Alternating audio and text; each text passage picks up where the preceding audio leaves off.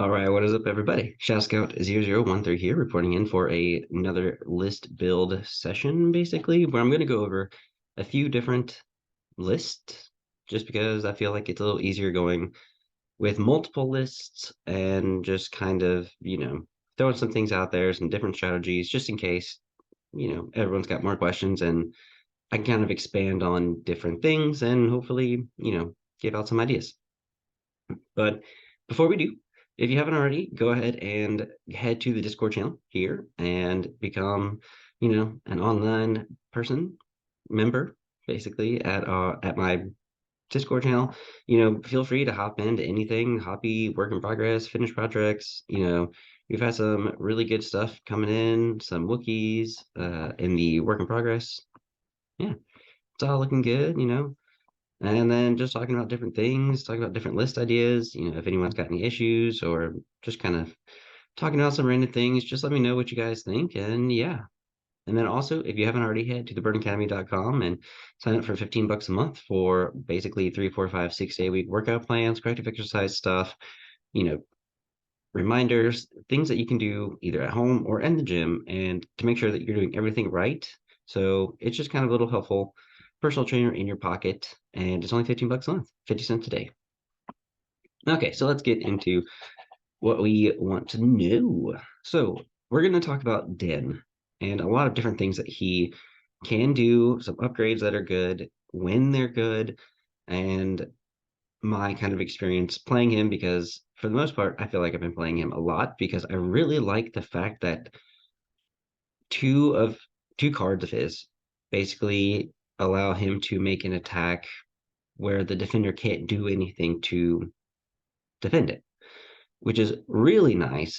And I do believe Din needs to be surrounded by people and needs to be in melee big time. He Boba Fett is nowhere near melee wise as good as Din, in my opinion. Even though he's got 3 red, Din's going to be throwing 5 black for the most part, unless you decide to take the spear, in which he'll roll 2 red and 3 black, so still 5 dice. And then if you have tenacity, it'll be an extra red. So there's a possibility that if you have tenacity, you're going to be rolling 6 dice for your melee. And then on top of that, you could do your arsenal to attack with.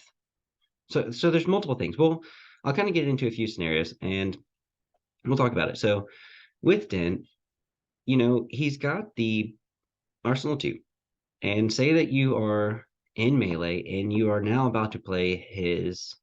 We're going to say his 2-pit first. No, his 3-pit. His 3-pit. You know, Whistling Birds, if you're surrounded by a bunch of people and you are in melee with at least 1 unit, I would probably go with this one before you go with his 2-pit. One, you can kind of thin down everybody with Whistling Birds. The next thing, and that's even with people around him. So hopefully there's like more than 1 unit when you want to use that card in range 1. Hopefully you're looking at range, or you're looking at least 2 units, hopefully 3 units. Maybe you can get lucky and do 4, but it's only range 1. And it's a white dice for each mini, so you want to also do it with units that have multiple minis.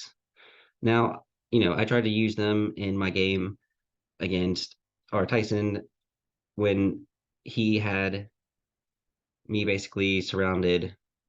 Well, in a different game, basically. Never mind. That was with Boba Fett. Basically, if you can roll a white dice for each mini, you're going to be able to get through situational awareness or outmaneuver, and you're going to be able to get through those dodges. You're also going to be able to get through deflect. So there's lots of reasons to do it. So I would go with that card, and then I would use his Arsenal 2. And with his Arsenal 2, you can use his Vibro Knife or his whatever weapon you have. So the Amban Rifle, which I'd probably go with the Amban Rifle instead because you're rolling an extra dice. And then since he has Arsenal 2, if you have up close and personal, it might be beneficial to, do your Amban Rifle and melee, and then around, finish off maybe a unit that you are hopefully able to roll paint on with your Whistling Birds, and then maybe hopefully try to finish them off and gain a dodge in the process. And then if you have situational awareness, you're going to be able to use that dodge and stay in melee longer, which could, potentially, hopefully tie them up for another turn, giving your other guys the ability to make sure they're getting objectives done.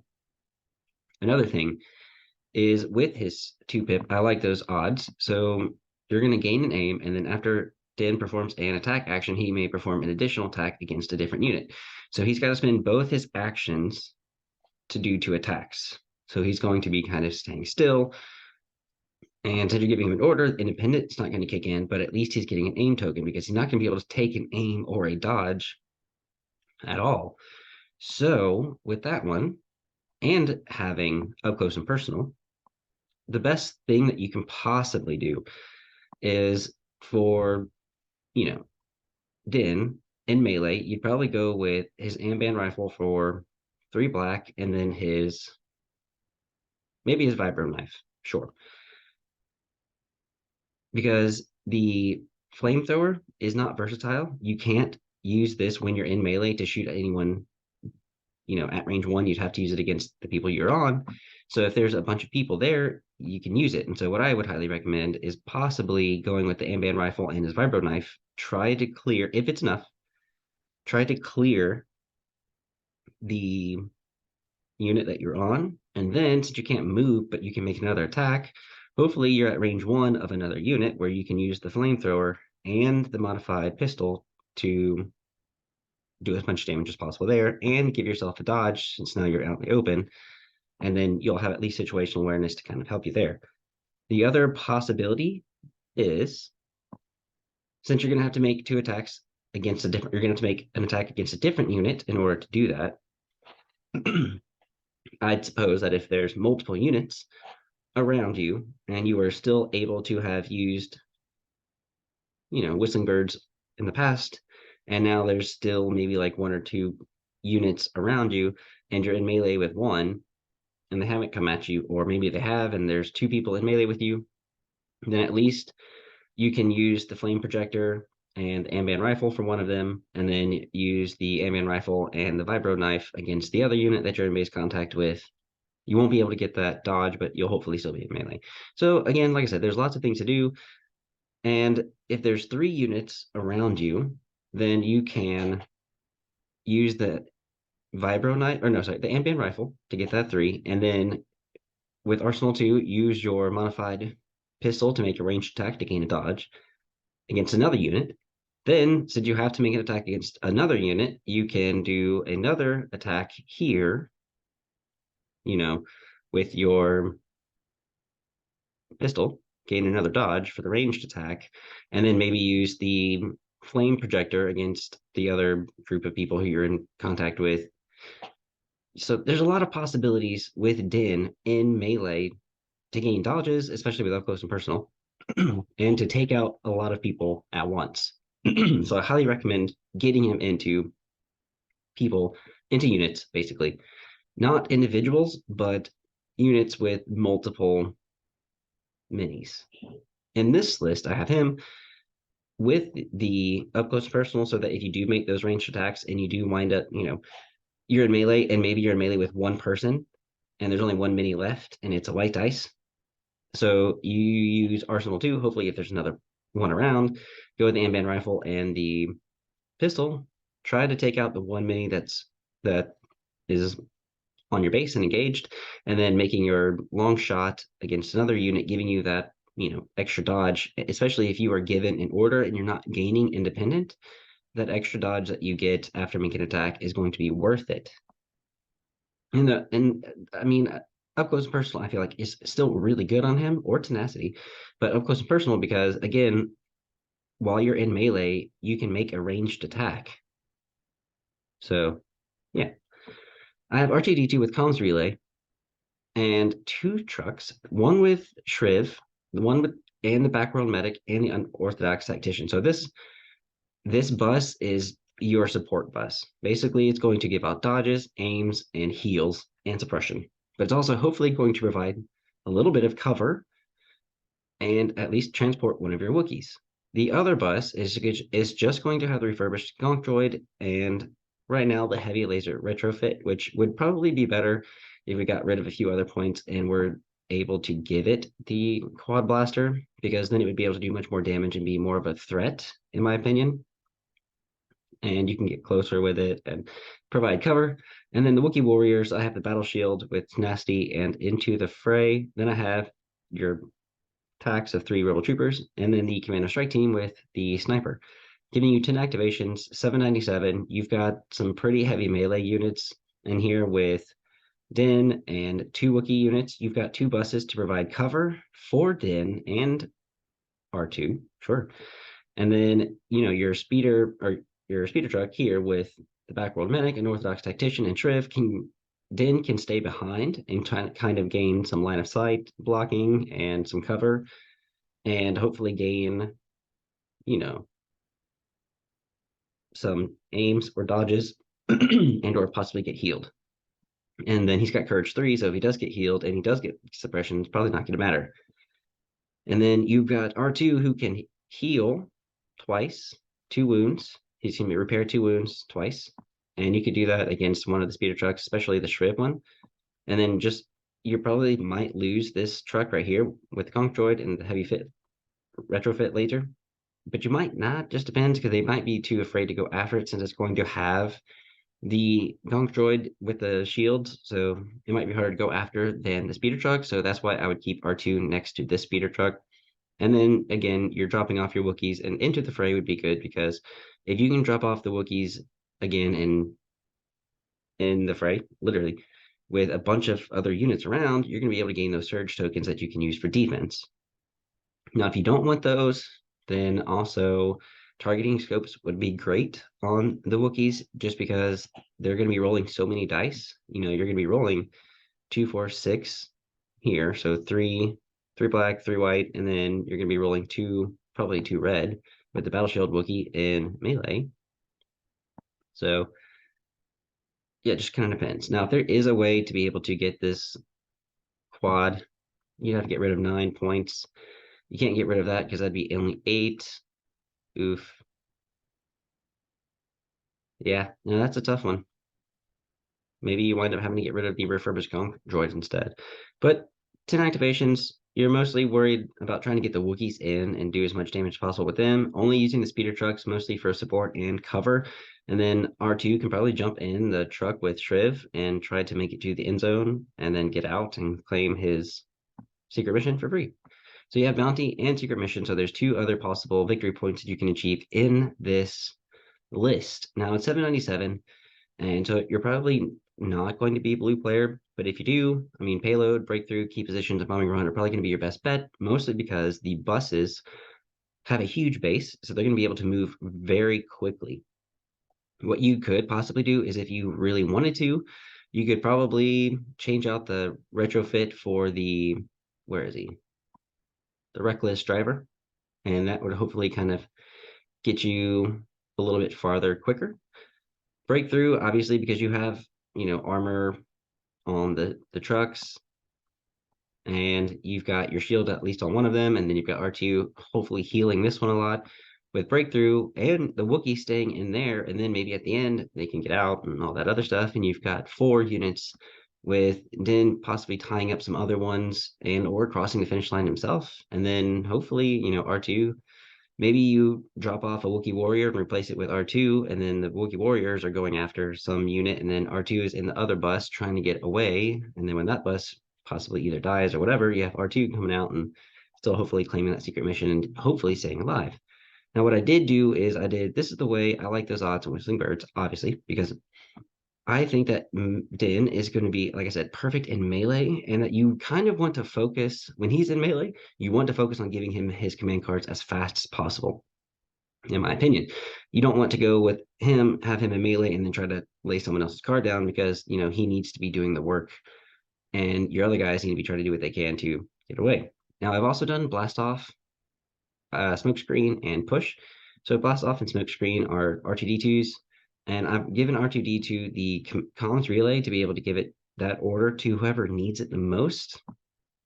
Because when basically you would be issued an order, you may choose a friendly unit at range 1 or 2 and issue that chosen unit in order instead.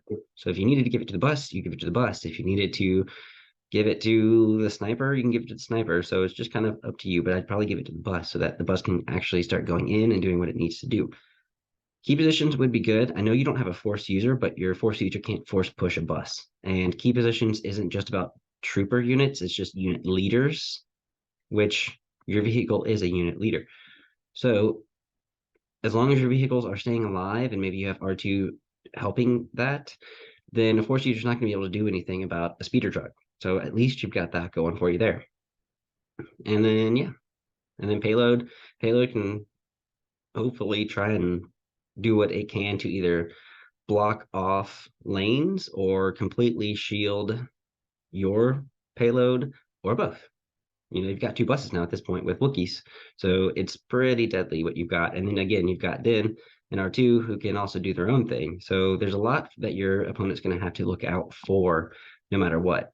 And then long march, major offensive, roll out and hemmed in. Mostly long march because your Mandalorian is speed 3, and the buses, like I said, can move very fast because they've got really big bases. Major offensive, again, they can move fast, and these are going to hopefully slow down some of your opponent. Roll out and hemmed in because you do have buses, and then hemmed in because you're going to be even closer to the finish line. And then limited visibility is fine because you really only have one long range commando strike team here.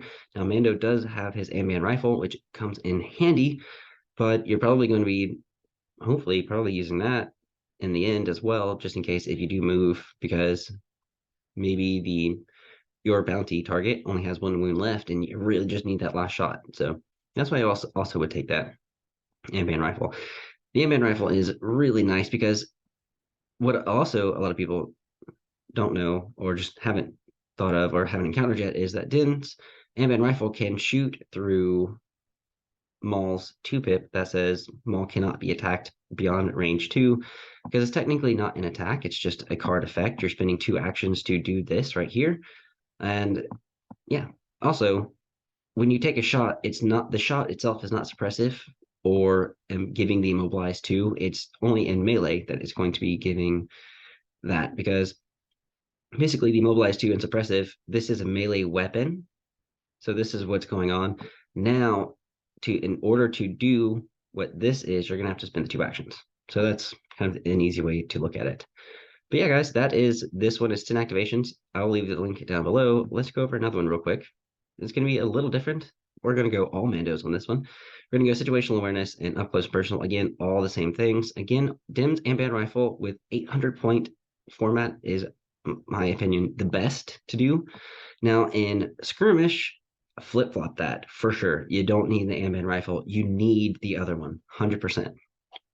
Sabine, I've given just prepares supplies for personal combat shield, situational awareness, and the dark saber so that she can be another melee against the Jedi's if she needs to, because it's also going to have Pierce 2 naturally slash, or Pierce 1, sorry.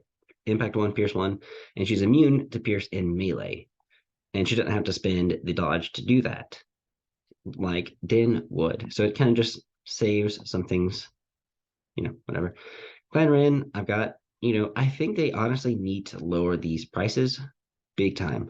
I don't think Tristan needs to be 38 points and or Ursa needs to be 38 points. It can be a little less, probably 32. Sure, fine, I get that. But yeah, probably not 38. And then the Viscal Duelist, I think that what they need to do is update this to have sidearm so that he can actually make a ranged shot. Unless I'm wrong, correct me if I'm wrong down in the comments below. But as far as I know, that the best god duelist can't roll for a ranged attack. So if I'm wrong, please let me know in the comments so that everyone else can know that. And then I have a medical droid with a rebel officer and 2 other troopers. And it's 9 activations, 797. Now, honestly, you could make it cheaper by just getting rid of the medical droid, keeping vigilance maybe, and that would give you a huge bid. And then you've got 5 units that move speed 3. You've got 2 good heavy melee units in this one. Still not force users, but still good. While the other 3 here can do what they need to do, and or the Mandalorian resistance and all that stuff. You've got 3 units that can really move things they need to. So if you do have Bummer Run or Breakthrough, this is going to be a really good list that doesn't involve vehicles that you can get to moving. Now, The next one really is Rogue One and Din. Again, with Din, I don't want command cards that he's going to need immediately and someone else is going to need immediately.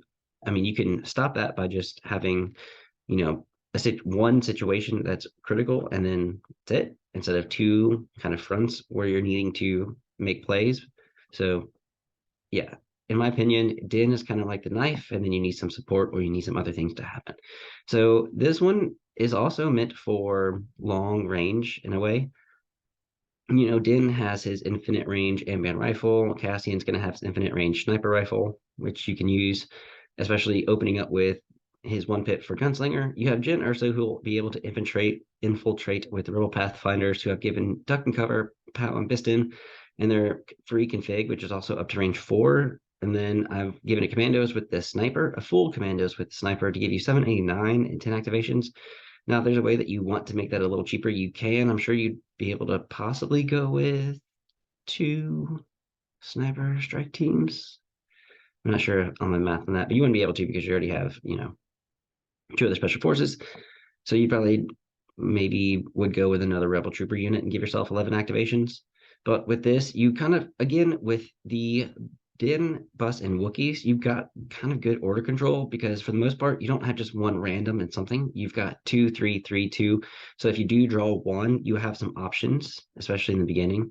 With this one, you do have your commander, which is completely random, but you do have your 2, 3, 3. So you're kind of keeping it to where when you're drawing, you're not hoping for that random one, except for kind of that one. This one is the 2, 2, 2, 2, 2, 3, 3. So you're trying to hopefully when you draw one, you've got some options. So if you draw an operative and you didn't give Din an order, when you draw an operative, you don't have to go with Din, or you can go with Din. It's kind of just up to you. Now, I've given Jyn vigilance, situational awareness, prepared supplies, and she's got nimble along with quick thinking. So whenever, she's going to be dodged up for the most part. And she's got courage 3.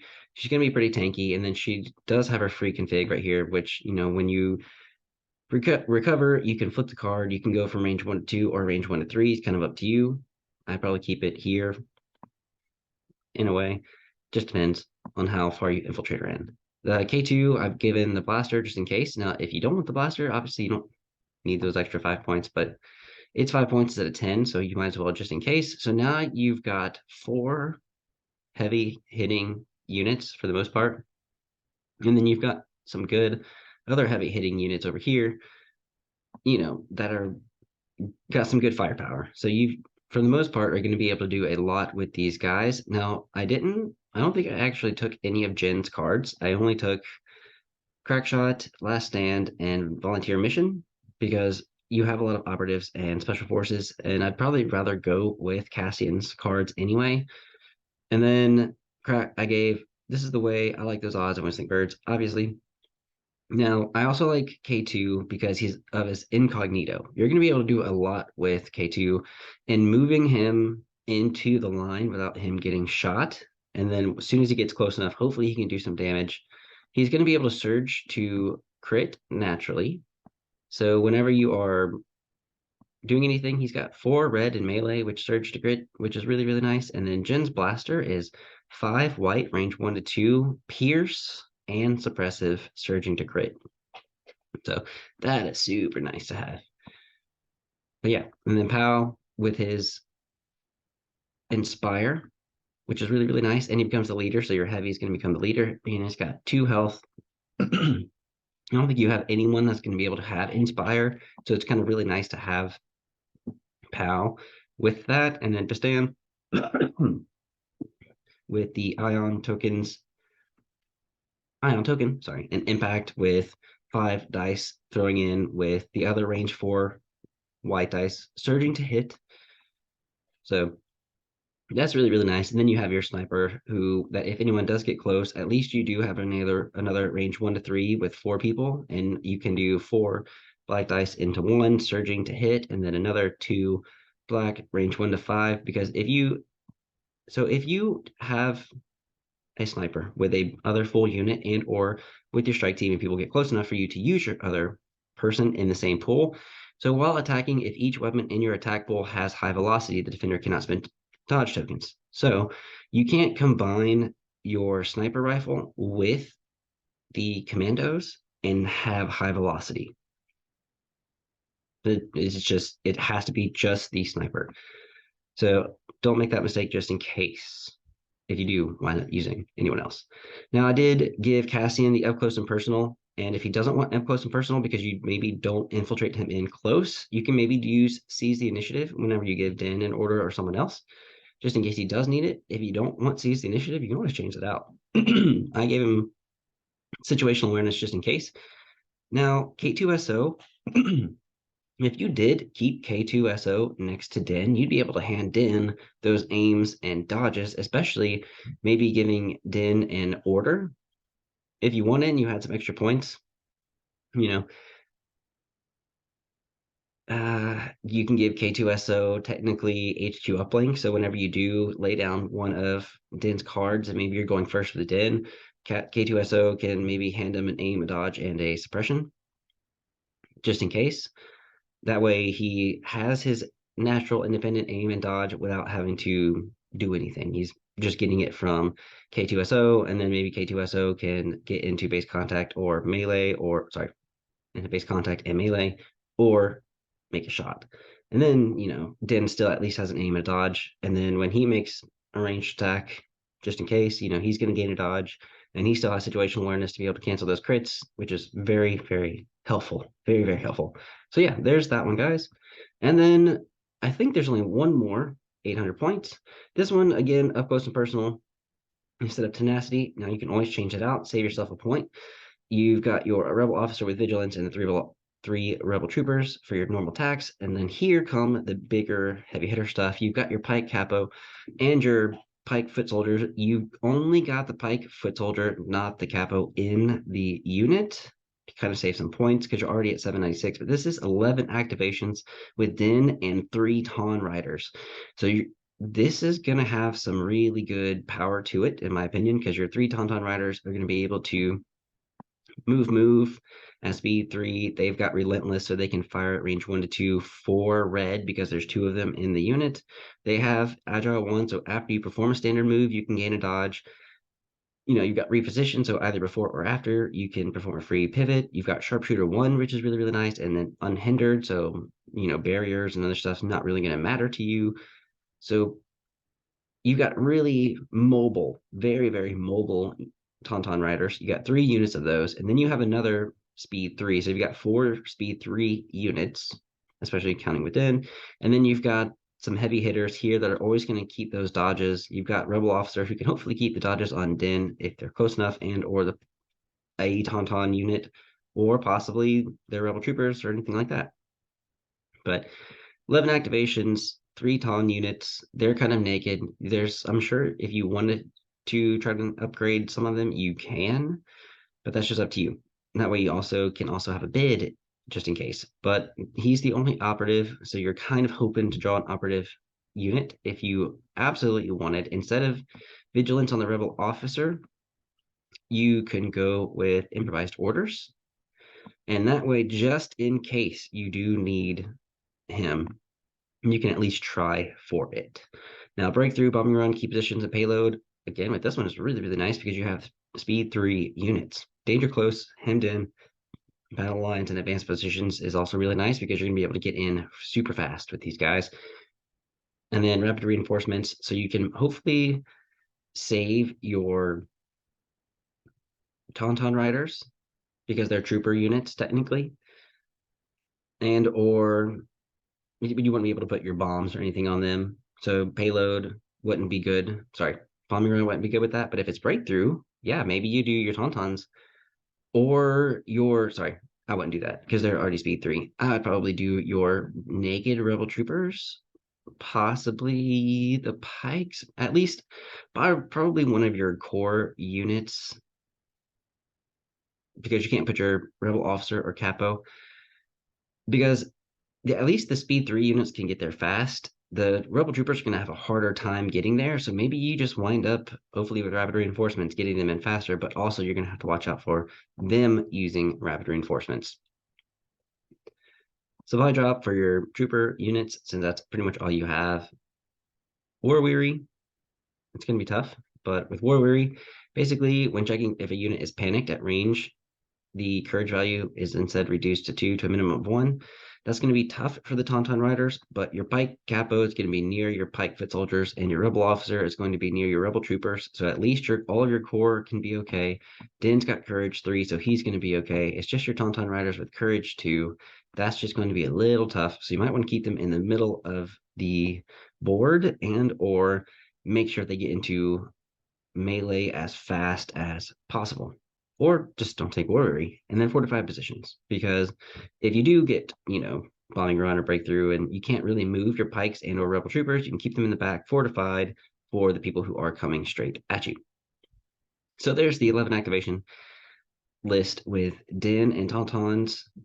I think that would be good because you do have your Den who can go after multiple units at once if they need to. You've got some Tauntauns that can go in and get in quick as well and shoot. You've also got your Pike foot soldiers who can shoot pretty far and be pretty deadly at range. So yeah, yes, I feel like this is a pretty good one. And if you do play it, just let me know. Now let's get into a quick skirmish. A 7 activation Den skirmish list. We've got Din with tenacity, situational awareness, and his Beskar spear and comms jammer. So this is a little bit different in how I normally do Din, because I don't normally put the comms jammer on there, but I know it's really good on him because obviously, again, you want to be in the middle of a ton of units. And if you're at range 1 of a ton of units, not only are you going to comms jammer them, but you're probably going to be able to use his whistling birds at the same time. And it's going to be really, really nice. Then his Beskar spear in skirmish, I think, is better because, again, this is all about getting in melee and fighting. And then tenacity instead of up close and personal because he's going to want that extra red dice in melee, giving him 3 red, and then he can use that extra black and these 2 black for 3 red, 3 black, 6 dice altogether. Pierce 2, because what you do is if you have 2 aims, you can spend an aim to gain lethal, and you spend an aim to gain duelist, and then you would spend your second aim after you reroll for lethal. So you would want to spend those 2 aims to be able to get that pierce 2. But at least also if you spend your dodge, you're going to be able to be immune to pierce from, Vader, Maul, Dooku, all those other guys. I have a rebel officer. He doesn't have vigilance. He's pretty naked. But you've got your rebel veterans with the CMO 93 trooper. You've got your medium blaster, and you've got a rebel trooper with the astromech droid, and then you've got 2 flame ATRTs. So what I'm thinking is that your rebel troopers with the astromech can try to hang back with the ATRTs. Hopefully, your medium blaster trooper can get some orders at some point and maybe fire support with either the ATRT or some rebel troopers or whoever. And or Din. Maybe Din's making a ranged attack. Maybe he's using his long shot and you spend an aim to make the long shots at range 3. And hopefully the medium trooper blaster is also there at range 3, giving you basically surge to crit big time and a lot of dice. So yeah, that'd be cool. Ooh, now Din's at range 1 of someone, and then you wind up using his flame projector, and it's like droids or something like that. Maybe use your flame projector, his pistol here, and then your medium trooper blasters. Hopefully got an order and can fire support. I know it's a long shot and it's a possibility that it could happen, possible not, but you never know. But the set 7 activations in skirmish, I think, is awesome because you might not have the best order control, but for the most part, I mean, you either give your ATRTs. So these are the command cards that I would choose. This is the way and ploy, honestly, because ploy you can nominate an operative and then choose one of your order tokens and place it face down on this card, and then basically you put dens. So then there's pretty much everyone else that you're going to go with. And then this is the way I like those odds with the birds. Turning the tide, that way you can give those orders to the ATRTs to make sure they have an order, and especially in case they're going to die or if they're going to be in a tight situation, they're going to both and gain inspire 2. So that way you can get rid of more suppression just in case you're facing off with the blizzard force. And then assault, that way you can possibly give your rebel officer and the 2 ATRTs the order, so that the only thing in your order pool are the core and your operative. So yeah, that is one of the skirmish lists, and the last one is with Din. I put Din with 2 Mandalorian resistance units because you can't in skirmish have 2 operatives, so you wouldn't be able to bring Sabine. So I wanted to use Din, obviously, because he is a killing machine. So I gave him the kind of the same upgrades without comms jammer and gave him the Beskar spear and tenacity. And then obviously I gave him the flame projector to make his arsenal to a little bit more lethal in times when he needs that range, because he's got 2 melee weapons, but he doesn't have 2 range weapons normally. So that Din's flame projector gives him that extra ranged arsenal to attack in case you do need it, especially with his 2-pip. I gave the Mandalorian resistance the best god duelist, mostly because again you're trying to get into melee and they throw some not the best ice in melee. Yeah, you might want to keep them kind of at range 2. And so if you wanted to, you could try to have given them either Tristan or Ursa. But the problem is that they're so high. You might, yes, get the 2 health on the Mandalorian resistance extra, but that's just kind of up to you. And if anything, I'd probably put Tristan for the suppressive and the lethal at range 1 to 3 rather than the Ursa, but it's just kind of up to you. And there wasn't really the points for it unless you got rid of the medical droid on the Rebel Troopers. And I gave the medical droid there because the Mandalorians, I mean, obviously you want to try to keep them alive as much as you can. So that's why they got the medical droid. He's got vigilance, hopefully, because the Mandalorians have nimble, so they'll be able to keep their dodge tokens the entire round. And then by the end, the rebel officer can hopefully keep a dodge on maybe one of them. And or if Din has gone last, then maybe keep a dodge on him, and then maybe you go with him first. And so he's got a dodge, and then maybe that way when you give him an order, he still has that dodge. Yeah. So there's lots of ways to be able to hopefully use Din the way he needs to be used in skirmish. And I think that is with the Beskar spear, not the ambient rifle, and tenacity. Rather than when you're playing 800 points, I'd probably go with either tenacity or up close and personal and the ambient rifle instead. Now that's all the rebel stuff. That is how some different lists that I would use. It's 6 activations. It's kind of some order control in some instances. It's just kind of depending. So let me know if you ever do play them and let me know what you think. I have honestly been working on a ton of Din Empire lists, as you can see, even all the way up to here. I don't know if I've gone up anymore. Yeah, Iden Din up there, Din Solo, Boba Din, yeah, Iden, IG, Din, Callus, Din and Dews, 11 acts. I like this one a lot. This one's actually one of my favorites. I've got Veers. I've got Din with up close and personal, the ambient rifle, and hacks comms, just in case, because it's going to be important for him to get an order.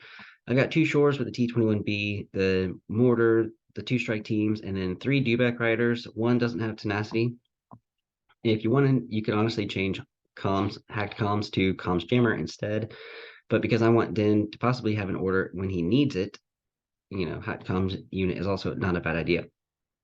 And then with Beers, I tried to take his 1 pip for maximum firepower, and then his 3 pip for Imperial Discipline to be able to give the dewback riders that recover when they need it. And also, I've also got him in there for that Inspire 1, and I got pushing here to be able to give to either the dewback riders and or the shore troopers who'll be able to get in that aim and then hopefully coordinate the mortars, so you don't have to worry about your core. And the only thing in there are your support, your snipers, your ops, and your commander. Now, that's just up to you. There's other things that I've done as well. But yeah, Boba, Din, bikes, if you want 11 activations, just tenacity, Amban, you've got prepared supply, situational, and hunter on Boba Fett. You've got your shore, mortar, you've got a stormtrooper, you've got 2 strike teams, and then you got 3 speeder bikes. So you have 5 units at speed 3. And then you've got not too much of a gun line, but at least you've got the T-21 and 2 snipers. And then you got Din and Boba. It's just kind of competing. And with this one, I probably, instead of making his way in the galaxy, honestly, I like the flame projector better. So, yep. All right, guys, that is it, really. There's nothing else that I really had. So go ahead and head to the Discord channel and become a member now, and then head to theburningacademy.com and subscribe for 15 bucks a month just to have, a profile where you get so many different things, including 120 different recipes, ways to track your progress and everything else. And then I've also got my 12-week challenge open. So if anyone is interested in a 12-week challenge, let me know. Go ahead and sign up below.